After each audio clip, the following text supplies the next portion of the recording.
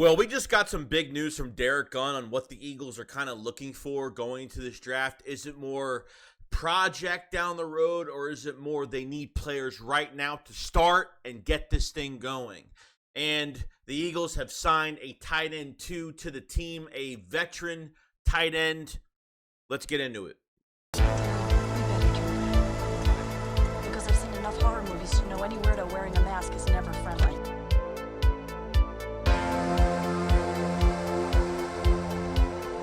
Yeah, what is going on, guys? I hope everyone's having a fantastic day today. So I want to go over some news for the Philadelphia Eagles. Now, it looks like the Eagles have signed a new tight end 2 to the team, CJ Uzomah. You know how I am with names. Uzomah, 31 years old, 5th-round pick in 2015, I think. Played for the Jets, played for the Bengals. I think his last injury was an LCL, ACL injury in the AFC Championship game with Joe Burrow. And this is like your Richard Rodgers type signing, because I feel like the Eagles, and now this doesn't mean that they don't go into the draft and get a tight end. I think this is just an insurance move for the team in general in case Albert O doesn't work out. Calcaterra it doesn't work out. You're light on tight ends right now. Okay, you're very light. Yes, we talked about Brock Bowers a million times in this draft, but Grant's been an injury-prone mess. Concussion, calf. I mean, I don't even know what the specific injuries are, but he always gets these little type injuries, and he's out for multiple weeks. And that was a couple times last year. And Albert O, the Eagles traded for him last year, and they didn't do anything. It's like Dallas Goedert, not only did the season start and you barely targeted Dallas Goedert, then when you just start to target him a little bit more, he gets that broken forearm in the Cowboys game, and then they totally just ignore the position. Hence why, Nick, I'm just not on high hopes with him this year. Hopefully stays away from everything and let these coordinators be coordinators and see what talent you have. How are you supposed to at least analyze your talent at the end of the year by playing like this? It's a huge problem for me to go forward with it. So with CJ is interesting, and and it is a good player. I mean, he's had a couple injuries, but it's just an insurance policy for your tight end group in case nobody works out. You have a savvy vet there at 31 years old, so you have an older guy in the building here. I think it was 6'5", 270 pounds. I mean, he's a big tight end. He's a big target for Jalen Hurts. And I guess we're going to be thinking that Dallas Goedert's going to miss 4 to 5 games this year. So I think it's a good signing. I think it's a safe signing to have in the building. Unless Kellen Moore can get a lot out of Albert O this year. Maybe Grant Calcaterra can stay healthy for a season. I don't know. But the Eagles definitely need a tight end too. But you know what? Guys? Dallas Goedert at 28. They need a tight end for the future. They're gonna need one, because really, when Dallas Goedert hits 30 years old, I think throughout that year, I think he's a free agent after he turns 30.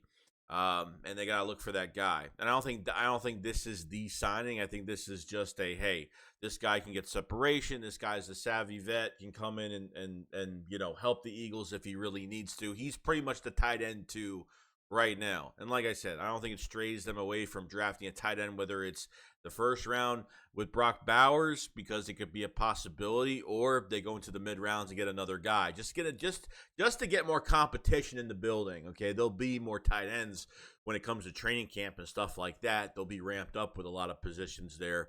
But that is the news on the new tight end signing. It's nothing flashy. I think it's a safety signing for a vet coming in as a tight end to help out, and potentially if Goedert is out, he could be starting this year. So that's where we're at with the CJ signing. Let me know if you guys like the signing or not. Now, there was a podcast with Derrick today. And it's on this channel. It's Anthony Cargiano on the Fly Sports YouTube channel. Now, at the 12:50 mark of this video, okay, 12:50 mark, okay, So Derrick Gunn, this is from someone else that said it because I didn't watch the video. Somebody said what he said at the 12:50 mark. Said on Fly that he spoke to people inside the building and they want a now type player than the first few picks than this year rather than projects. Okay, that is huge. He wants start right now type players, not projects down the road. So this could be a million different things. Okay, doesn't mean they're going away from offensive line because I think there's four or five offensive linemen that could start for the Eagles right now between the first and second rounds. But this at least we know that they know they're in a Super Bowl window right now. Okay, and they need to get a specific player in the building that's going to be boom productive on day one, and that's what they want. They want that caliber type player. What does that mean? It means it's going to be somewhat of a trade up. It's going to have to be sitting at 22. Just does not sit well for me. Even though if they're going after a certain position, like I just don't think you're going to get the top talent that way. The Eagles have picks. The Eagles have draft capital this year, next year. Maybe this means they're looking to maybe trade for a player in this draft and maybe move in the draft if they have to. Maybe they're going to trade back in this draft while trading for a specific player and get more picks in the process. So I think there's a lot of different combinations here.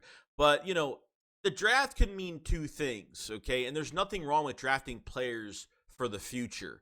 But if you're going to draft a player very high and redshirt them, I can't stand that, okay? If the hole is not there, you know, then go down the line and get somebody in the later rounds if that's what you want to do, whether it's depth on offensive line, maybe a rotational defensive lineman, maybe a corner that has maybe some ceiling that maybe will take a couple years as a project. And that's perfectly fine.